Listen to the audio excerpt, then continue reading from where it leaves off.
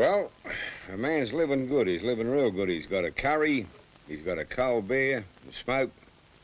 But right now, today, I'm going to get good and damn drunk and think about doing something tomorrow. I don't know if there's anything that makes me think about it, mate. I mean, I don't think Banjo Patterson ever saw a disaster like this in his life. Well, the first one that was coming, we had plenty of warning and much radio noises to work us along with it, and everybody prepared to a degree for it. And then it changed course, and everybody more or less relaxed. I think when the second one was coming, we had the same opinion that it would veer off perhaps the same way. But it didn't. I was outside the Dawn Hotel, mate. Well, it got up to about 100, over 100 miles an hour, probably, I suppose, and I heard a woman yelling in a room, and I went out of the kitchen to see what was going on, and about 200-300 ton of iron just landed in the bloody swimming pool. Somebody said, I prayed all night. I prayed the whole time. And I said, well, I think we didn't start praying soon enough.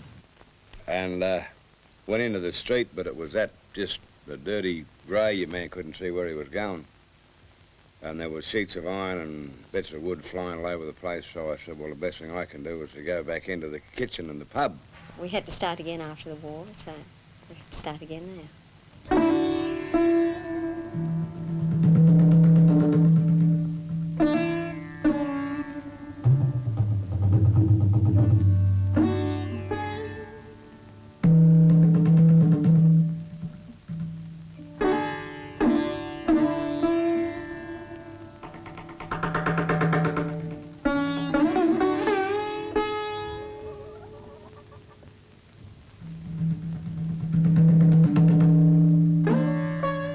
Darwin, Christmas morning, 1974. In the dawn, silence. Not even the sound of a bird. The body count begins. 37 dead, 100 missing. No water, no power, no refrigeration, no church bells, no celebration. In the dawn, silence. Darwin, Christmas morning, 1974.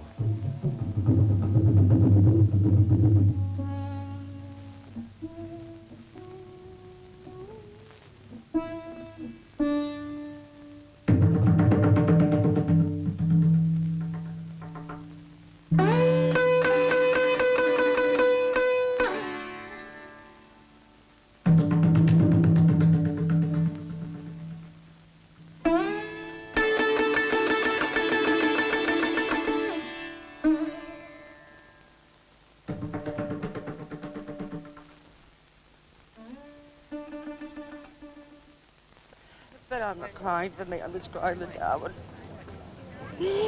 Have you lived here long? Poor souls. Only 12 months. But it's such a mess. The kids had gone to bed all looking forward to Father Christmas coming, but we told them no chance. And then we got him in the lounge room under the table, and the ceiling started coming down. So we moved off into the bathroom. We hadn't been in there very long, and the roof went on one of the walls. I told you I couldn't. Okay, I'm sorry. Do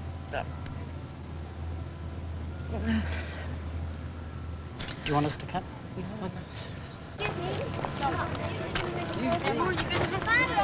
People are going straight to it. Well, the first travellers, please. Our aeroplane here is the Kirk over here, the A model, 206. Now, would you please, over to the door and just wait there for us while we get some Adelaide people together. Don't get on the aeroplane at this stage, please. Take it carefully, watch the traffic.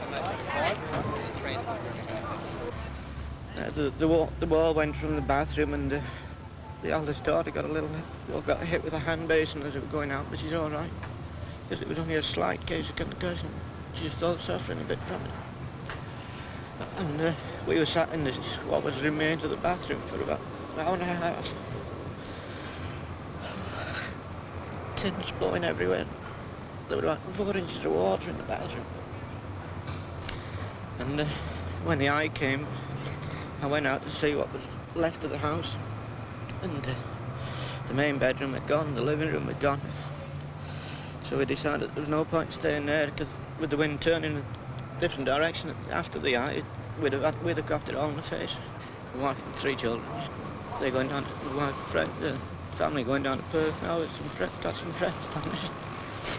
Hoping they'll put them up. You haven't been able to contact your friends? No, there's no way to get contact out of Darwin. Thanks again for your help. That's all right. I was glad to help. To give some people the impression of what the bloody hell happened up here. I don't think it was a cyclone, it was more like a bloody hurricane or a tornado.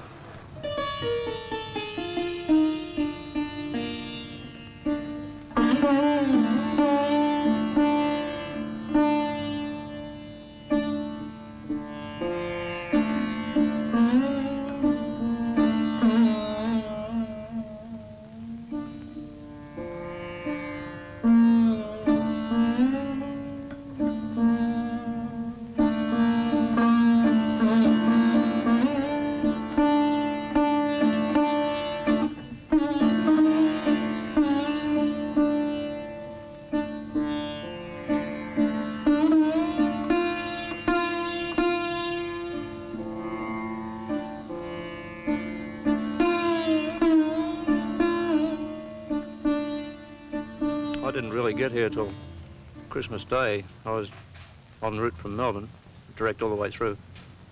And I rang up the family about 8:30 on Christmas Eve from 3 ways down the track. And I can remember them asking me then, was it raining my way? And it was just showering a little. And I asked how it was going up here, and they said, oh, we're getting a few light showers. There's been a cyclone warning. We don't know exactly where it is at the moment. And that was about the end of the conversation that's of any significance. The next realization that I had that anything serious was afoot was when I was coming into town. And then the further I came on in, the worse it looked. And I realized more and more that the chances of us having missed out were pretty remote. And certainly when I came up Bagot Road, the devastation was quite staggering. And I thought, well, I just hope that they're okay when I get there. And believe me, it was the greatest feeling in my life, I think, to see them both standing there, my parents. Still smiling, I'm glad to say. This is Alan Stretton, and I think I'm sitting on the steps of the law courts at Darwin. I arrived in an emergency landing with an aircraft of doctors, where a RAF pilot with great skill landed with flares into a town, in fact, that was rubble and debris. We commandeered a vehicle by some fellow named Shorty, and somehow or other, in the pouring wet and through the debris, we got ourselves to the police station.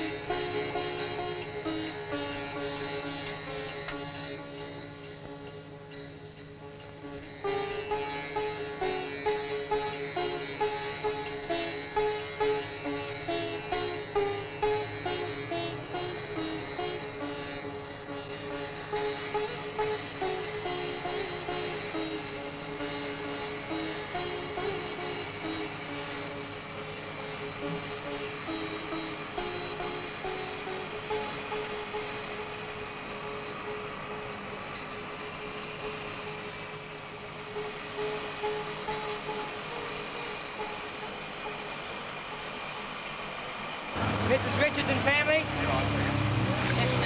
Mrs. Jones and family?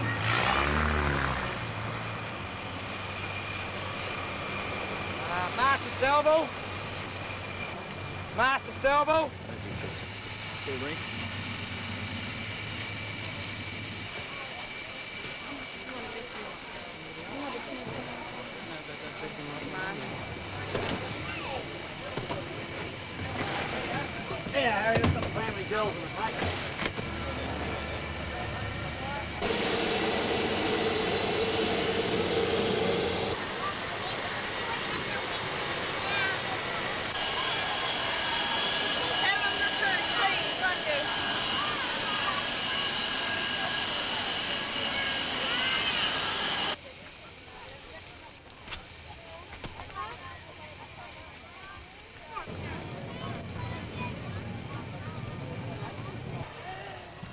The children haven't eaten since early this morning, and it's hot and they're thirsty. It's very trying, and everybody's tired. Tempers are frayed, you know, it's hard. Tell us a bit more about the address on the back. Well, we were Nice and loud.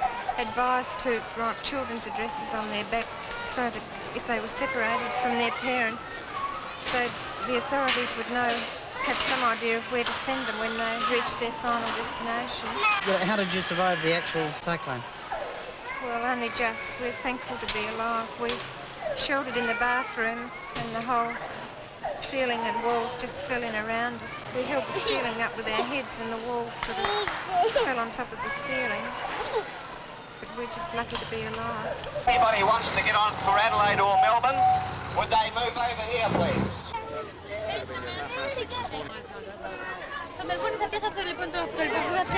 Our house had a central passage with the linen cupboard one side and the wardrobe in the bedroom the other side, so we virtually created a double wall either side by tying the doors together, carted all the mattresses into the centre of the house and stacked them up round us. The ceiling fell on top of us and just created a cubby house for us, and we just sat there like eggs in a milkshake till it finished. The baby slipped through it, but we were the lucky ones. I just hope the hell they get a bus out to Moyle School and get some of the small babies out though. So we've got a heap of almost brand new babies there. We've got no really good drinking water at the moment. We've been mixing the babies' bottles with Coke and Fanta. Well, I don't know where half our friends are. Scattered around Darwin somewhere, I guess. Don't, please, we've had enough. Hang on to that, because they're the only efficient way of keeping advantage on. Perth people! Perth people! Well, I think everyone's just marvellous in their courage and their smiles. Everyone's just marvellous, I think. Everyone's got in and helped and given things, and it's just tremendous. It is. It's tremendous what everyone's done, I think. My husband said this morning they were told that the men probably wouldn't see us for at least nearly 12 months. Did you ever expect this to happen, Darwin? Well, no. I thought a cyclone was just high, strong winds. I never realised that the devastation that, well, it's just more like a hurricane than a cyclone, isn't it, or a tornado. It's just when we got up in the morning, I thought just bombs had hit the place. I'm sure bombs couldn't do any more wreckage.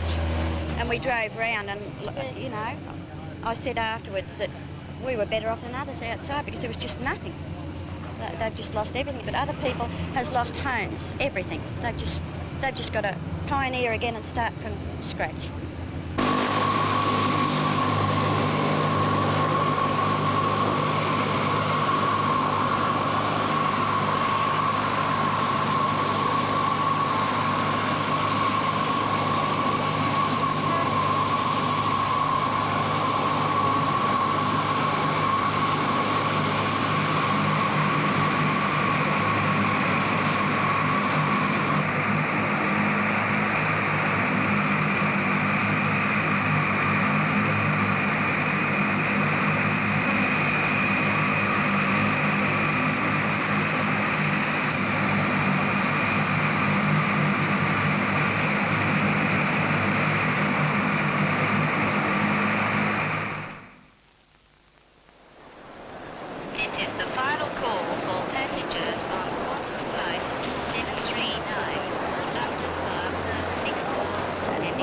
I think that it's probably been good for them to come to Sydney and see buildings and trees that are still standing up. I think they felt that the whole world had just collapsed in the cyclone.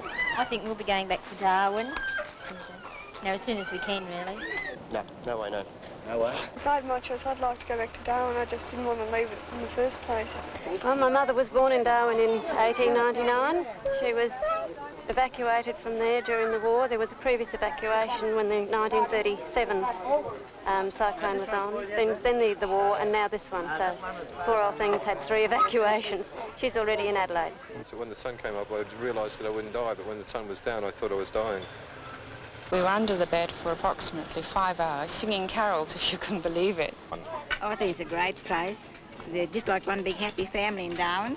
There's no such thing as segregation or all this kind of thing that you seem to come up against here. I come from India, and there we've had quite a number of storms, and not a single house has ever fallen or a brick shifted. Maybe the poles and things get twisted, but nothing happens to the houses there. As soon as the wet finishes, the dry season starts again, yeah, I'll be back like a flash. I would like to go back, yes. Oh, I'm going back to Darwin. No worries. I'll go back. Yeah, definitely, it's home. It was beautiful before, it'll be beautiful again. Well, that's my life. I mean, Darwin's the world as far as I'm concerned. The rest of it just goes by. We have had cyclones in Darwin before, but only very minor ones, and it's usually just been the fringes of them. 22 years ago when I went to Darwin, there was only something like 2,000 people living in the area, and it's gradually built up into quite a large cosmopolitan city. It was you know, a beautiful city to live in. The trees that had actually had all their foliage taken, that was, to me, was the most devastating thing. I see a very practical Darwin. If we're talking about going back to Darwin, I think we'll go back. I'm positive we're going back. My husband loves it there. We love it there. It's a beautiful paradise for the children. But I see a very practical Darwin. The houses that stood were bricked, plate glass and flat roofed. No overhanging roofs from tin. Tin's got to be dried out because that is what created so much more devastation.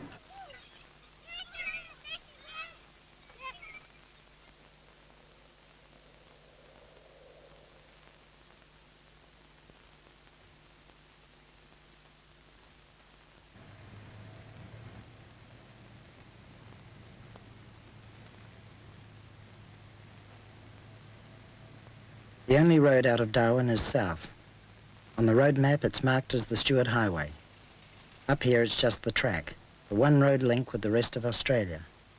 A single roadblock a few miles down the track provides a checkpoint for every vehicle in and out of Darwin. Sir, what's the purpose of the roadblocks here? It serves several purposes. One of the main ones, of course, is because of looters. There have been looters and there will still be looters. We arrested 3 here last night, and they've been charged. And this pursuit car that you can see here, and another one across there, are useful, of course, pointing in either direction, so that if someone crashes the barrier this way or that way, we can get after them. We've chosen this part simply because that's the last turn-off, just down the road there, about 200 yards, that the townspeople regularly use to go backwards and forwards.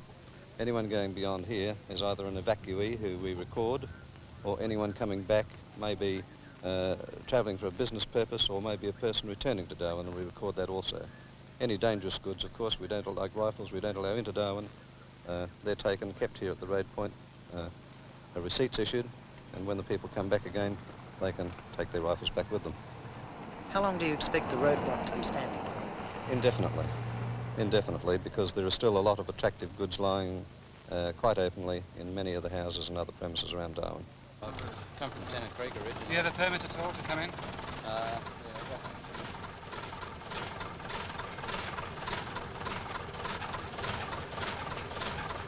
That's one I picked up in town yesterday to stay here and keep working apparently. Have you got any guns, ammunition, or...? Yeah, I've got a 22 Magnum there. Listen, you'll have to hand it in when you come out to pick it up again, right? Oh, well, it's been in the truck in town. Have you got a permit to carry it, though? No, I haven't got a permit of that. Oh, you'll have to hand it in, man. It's pretty big. Just hold on a sec, I'll get your receipt, all right? We received reports of the looting on Boxing Day. There were large groups organised looting. This was done from the shops in town mostly, not from private residences. The reason, I think, was the panic and the chaos. It was, the conditions were very bad here, and the groups thought that the town was going to be abandoned completely. And then we received reports that the shop owners themselves were arming. So we were issued the instruction that the members that were patrolling the streets to be fully armed. This would include revolvers and shotguns. This was carried on night and day, 24 hours a day, until the night of the 30th, when we withdrew the firearms completely from our members. We aren't normally issued with firearms, and I think that most interstate forces, it's part of their accoutrement. I think the risk of looting is over now.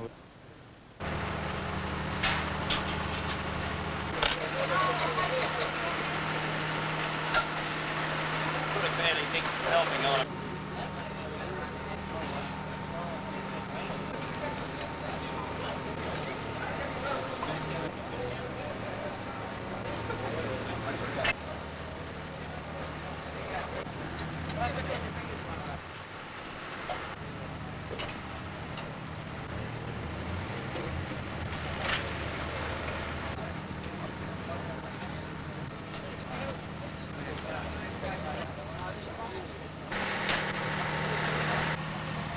Hard work in these very hot, humid conditions.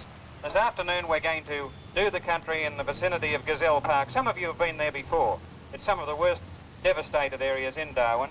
Objects have been blown into that park from 1 mile away, so it's quite conceivable some of the missing persons that we're looking for could well be there. So we're going to conduct a foot search. We're all familiar with the way that's done. We're all trained police. 1 member of the service every 10 paces.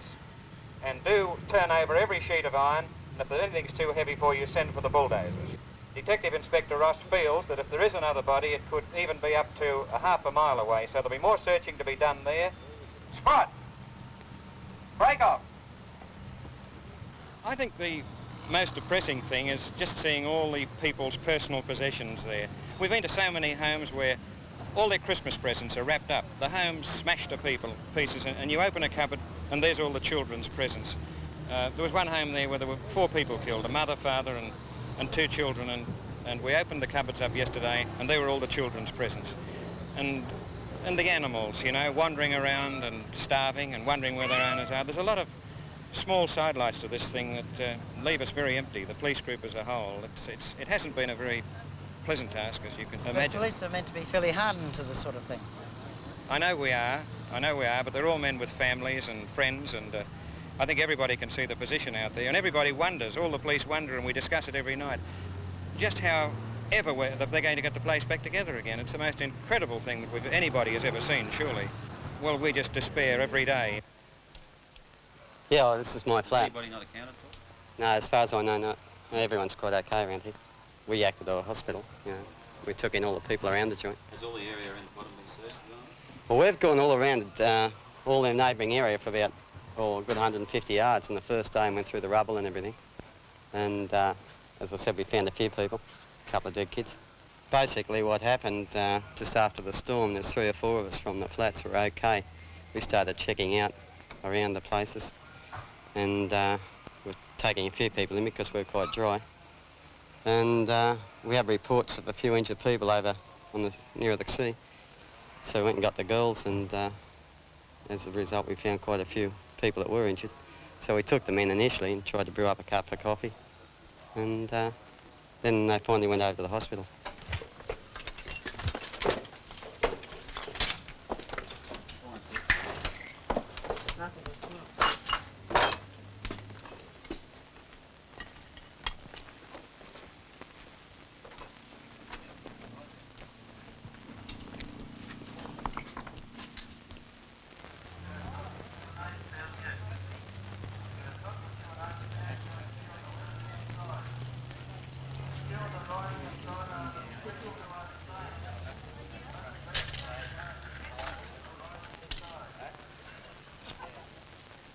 Tracy hit Darwin during the wet, the humid, uncomfortable season, the season when life is hardest in the top end, when a lot of mothers and children leave for the south on their Christmas holidays. 10,000 of them got out in time. Anyway. I've got 2 children with me down there, my foster children. Right. I come from Bachelor from a welfare home. It's your mother going too? Rosalind Young. Well, I was here when the cyclone hit. I was on holidays. The big problem in Darwin was the lack of communication. When the cyclone hit, that was the end of communication, and then rumours started to fly about. This is being righted now.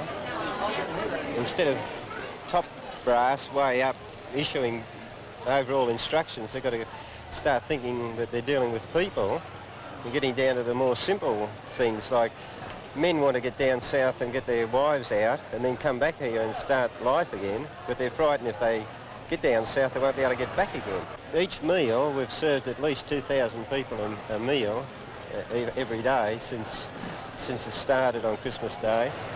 The cook works about 18 hours a day, with what you can see over there, a sort of barbecue system, and he's feeding 2,000 each sitting. It's a complex situation. We've got a clothing centre, a medical centre, an evacuation centre, which is now also a registration centre for those that want to stay.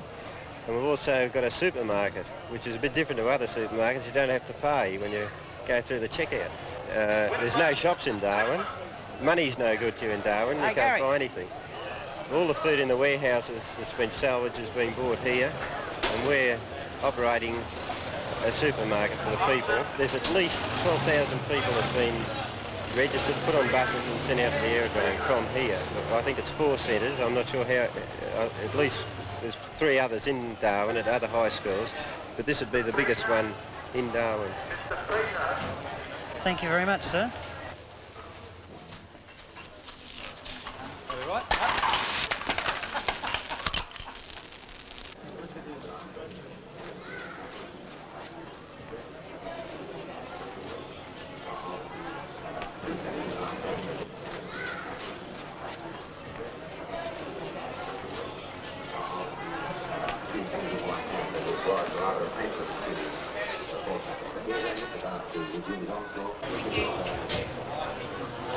Have you ever had typhoid before?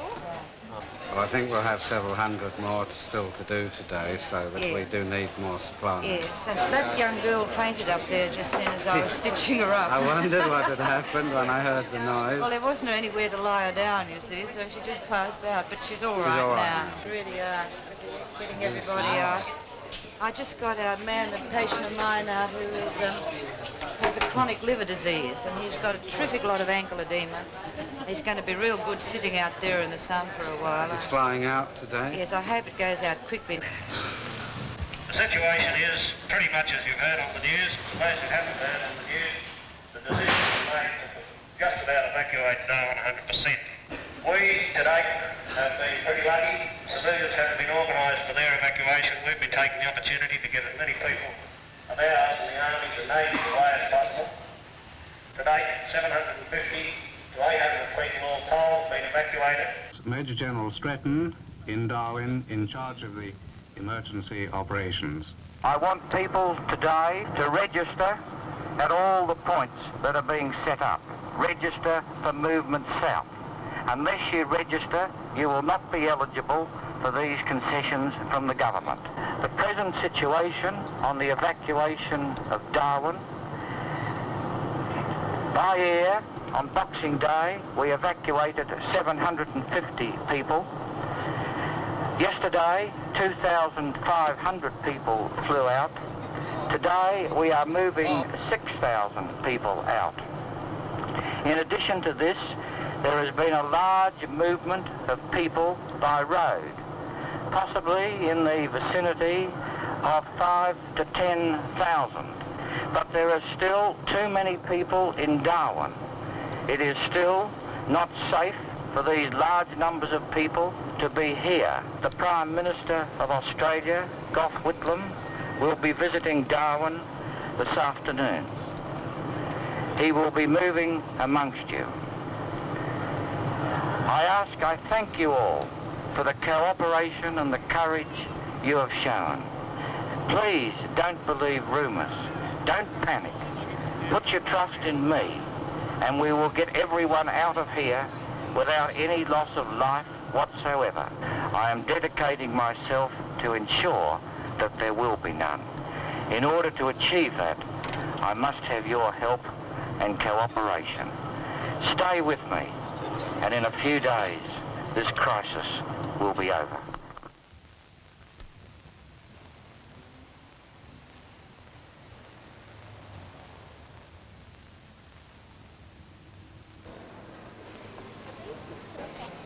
Turn it right up, I think you'll find it'll be all right.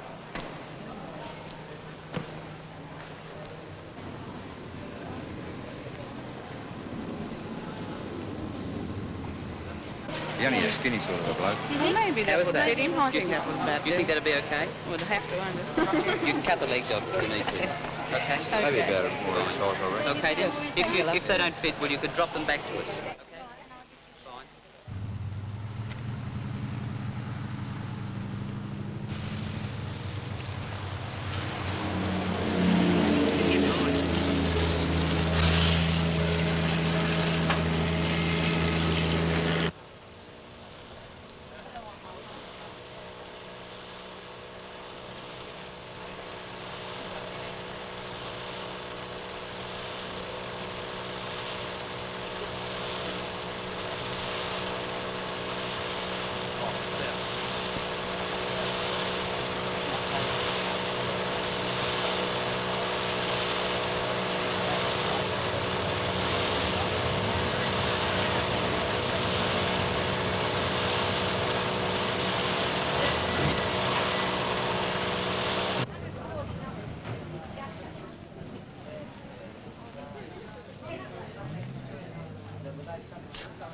How long have you been waiting? Oh, about half an hour now. Are you paying for the calls? No, everything's free. Actually, it's been marvellous so far because no one's really wanting for anything, even cigarettes. They're giving cigarettes out, beer, everything for nothing. Food, you know, especially at Nightcliff High School, we've got ample food. Everyone's just getting so tensed up. I think a few more days and there'll be a lot of trouble because it's the nerve-wracking business of everything. You can't get through, mate, that's all. They're not talking for 2 minutes. Just be patient, sir. Be patient. Pull up, mate. No, just lift that one over first. Take these ties. See, I'll take those off. We come from the Blue Mountains, the Blue Mountain City Council. We're at the Springwood Depot. What was the impact when you got here?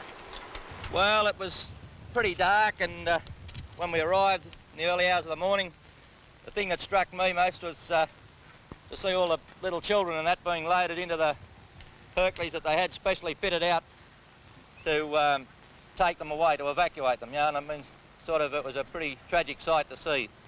Poor little things being herded about at 2 o'clock in the morning. Over here on the northern side, the whole lot's wiped out. They reckon that they won't bother putting power back onto it. They're just going to leave it and go underground at a later date when people rebuild there. I've never seen anything like it in my life. Couldn't believe it. I thought it was overdone when I was telling you on the news about it, you know. A few shots you seen, they reckon they took out the best ones, showed you the worst. But I think it's all bad. I don't think you can pick between it. –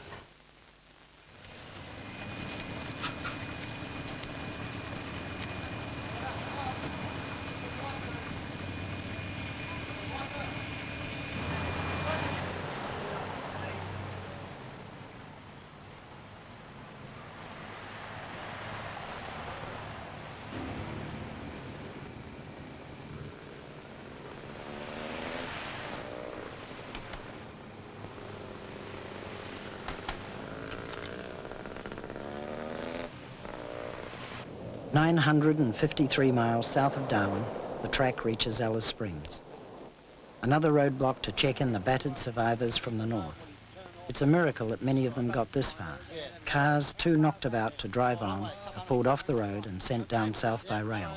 The people of the Alice have raised enough money to turn on free fuel and repairs for the long-hauled 1,048 miles to Adelaide. Well, as soon as we started to hear the news from Darwin, various people, myself in the capacity as mayor, Mr Thomas, the district officer, and Sergeant Bergdorf from the police, and others, recognising what their possible needs were, started to organise themselves and their own organisations so they could best cope. During the course of Christmas Day, we all got together and established a temporary headquarters. The first need that we anticipated was that of evacuees, both by air and by road. While we were starting to plan for this, we got message of certain goods that were required in Darwin rather urgently, and as a result of a public appeal, we got a plane of 2.5 tons of goods away to Darwin in the early hours of Boxing Day. During that first night, it was recognised that there would be a great need for funds to help the people in Darwin. We didn't know exactly how at that stage, but we knew that they would need things up there, and we anticipated large numbers of people coming through. On Boxing Day morning, a loose committee was formed of everybody that might have anything to do to help direct and assist in the evacuation, and a public appeal for funds was launched through the local commercial radio station under the auspices and with the help of a combined services club operation. Within less than 2 days, a town of 13,000 people raised over $105,000. A tremendous response just from a small community. Tim Creek and Catherine, they were great, real great. They gave us petrol, checked our tyres. If the tyres were no good, they'd help us fit new ones on, food, anything you like, clothing, anything. So now I'm hoping to go to Tasmania. I'm hoping, but I think we're going first to Adelaide, then further on to Melbourne, and then Tassie.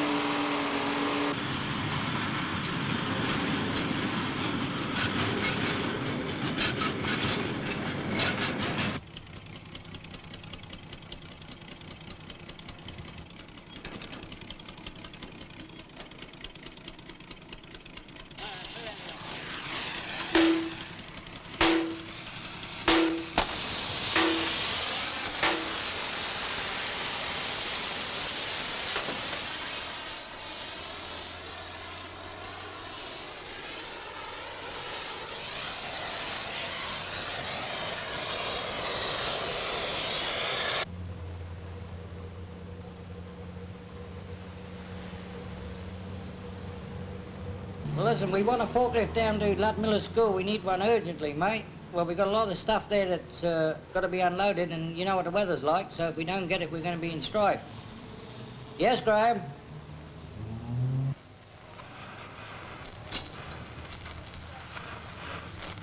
From there, it's pretty straight across. In actual fact, this is in one piece. How far would that be? It'll be somewhere about 150, 200 feet. So blew all this right across? Way. So you'd say the whole structure would probably be between 10 15 tonnes. This is not exactly our line, but you just got to do what you can. What the whole idea is that as structural engineers, we're trying to salvage as much of the beam steel as possible, take it out to our workshop, recycle it into beams, and then put it back on top of the communication tool. And that's your roof, and you can see it's still attached to the beams. It's torn the beams straight out of the concrete and thrown the whole lot of the section straight across here. Actually, they're quite lucky, another 20 feet, and they wouldn't have any of these flats. Throw us a cold one. All right. You got one. Poor workers. Tell them they've got to get us on the TV for this. Here. You realise that you're talking to the women, please? Really? Stand by, I have an urgent message for you. Ludmilla School. Water has been cut off at Ludmilla School. Large gathering of people there and toilets can't be flushed. Important we restore supply, otherwise the place will have to be closed down.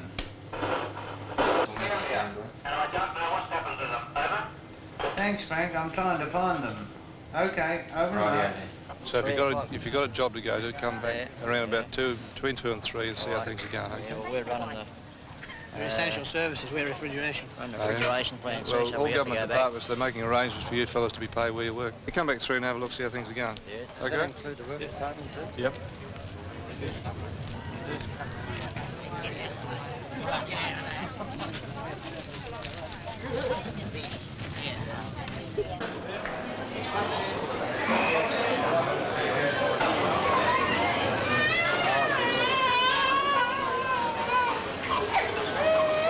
There you go.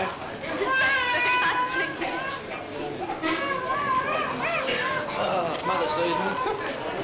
Are you staying in Darwin? Yes. Are you married? Yes. Is your wife still here in Darwin? Your address before the cyclone? 261 Lee Point Road. Yes. Thank you very much. Coconut Grove, 82 Coconut Grove. 66.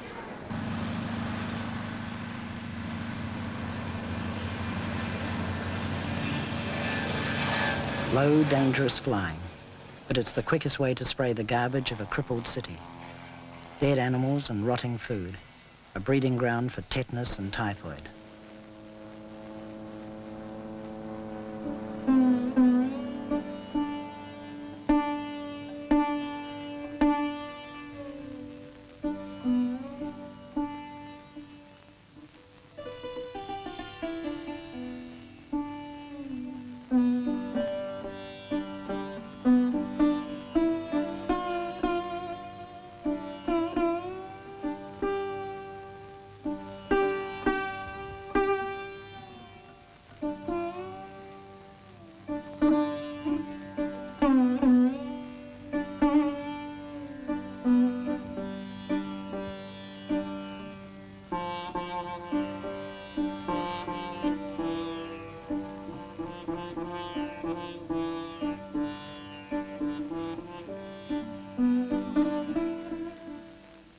Flinders, Brisbane, Melbourne, Stalwart, Supply, Hobart and Vendetta. More than half the Royal Australian Navy in Darwin Harbour. A fighting force on a relief and rescue mission. With their own accommodation, food and water. More than 1,000 men, completely self-contained, putting no extra load on Darwin's overstretched emergency facilities.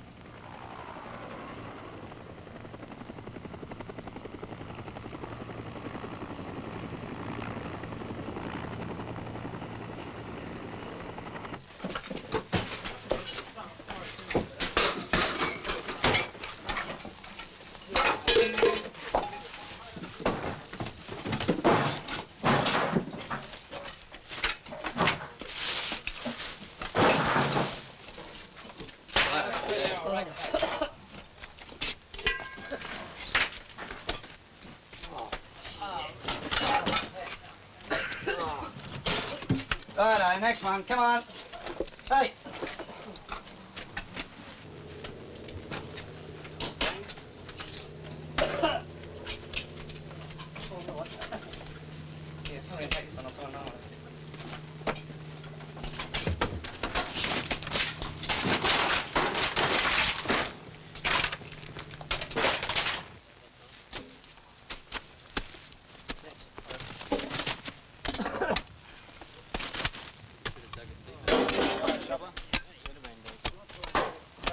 Oh, yeah, pulled it out, didn't you?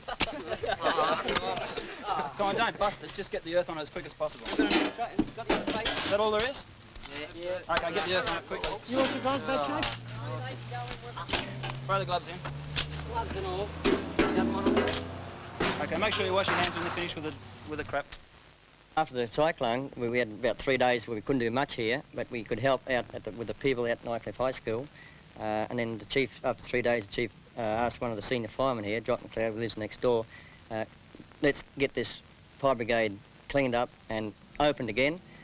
So a few of the fellas got into it, started to clean up the mess.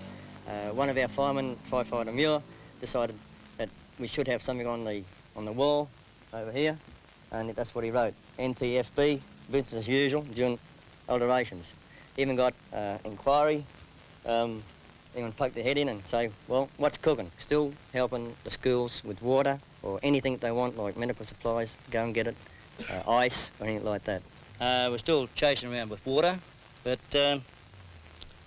apart from that, we haven't tended too many fires lately.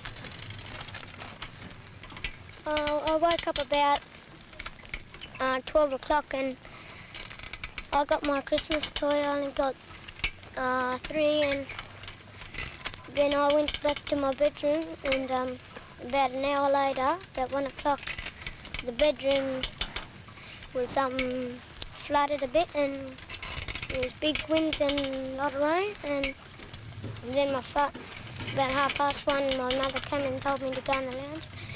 Me and my father, while we were just getting down onto the thing, we heard a big bang on the ground because the wind had picked up one of the tin roofs, and then we looked outside the door and half of our roof was gone. We stayed there all night, and then in the morning we looked out the window and all the houses were all wrecked up.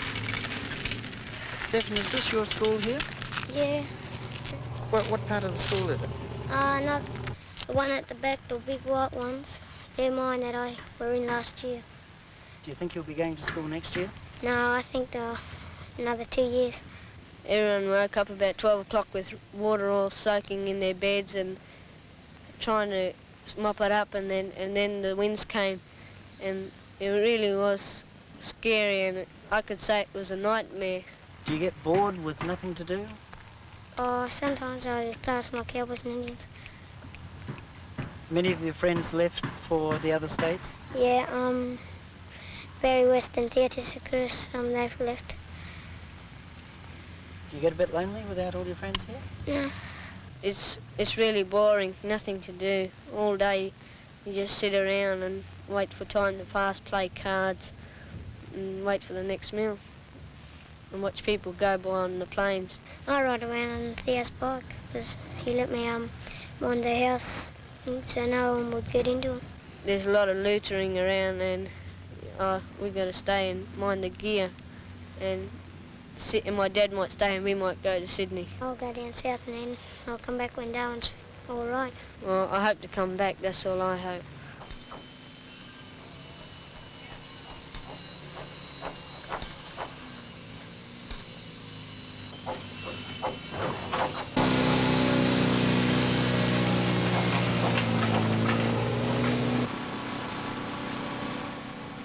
Out of the ruins, with great personal losses, came the people of Darwin.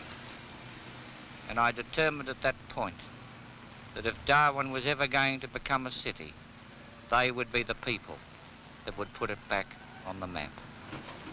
It has been those citizens who have done all the work here, who have in fact worked day and night, organising themselves. This is the spirit of the people that remained cool and calm. This is the spirit of the people of Darwin. That was Major General Stretton in Darwin, in charge of the emergency operations.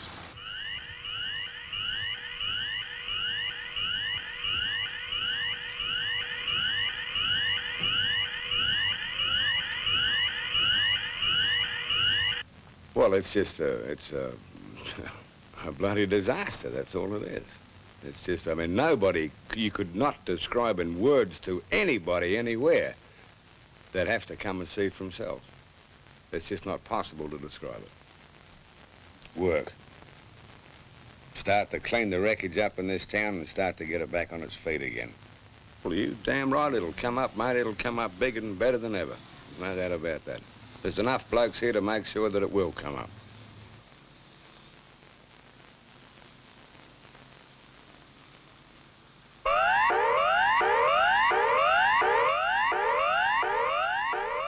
A cyclone is imminent.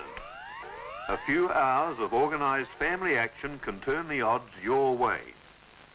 We present this advice from the Darwin Weather Bureau and the Northern Territory Emergency Services Organisation as a community service for top-end listeners. Make sure your communications are secure. Check your transistor radio and spare batteries. Keep tuned to radio or television news broadcasts. Batten down your house by making sure all doors and windows are securely fastened or strengthened by diagonal strips of heavy adhesive tape. Remove all pictures from walls and all table ornaments. These could be lethal. Anything on your property that could be a wind-borne missile, including rubbish tins, outdoor furniture, dead branches, toys and tools, should be anchored or taken inside. Store drinking water in bathtubs and bottles, and check emergency supplies and tools. When a cyclone comes, remain calm and stay inside. Keep listening to Weather Bureau messages in case the cyclone curves back. And here's the latest cyclone warning, number 17, issued by the Darwin Tropical Cyclone Warning Centre at 4 p.m. this afternoon. Severe tropical cyclone Tracy was centred 80 kilometres west-northwest of the Darwin.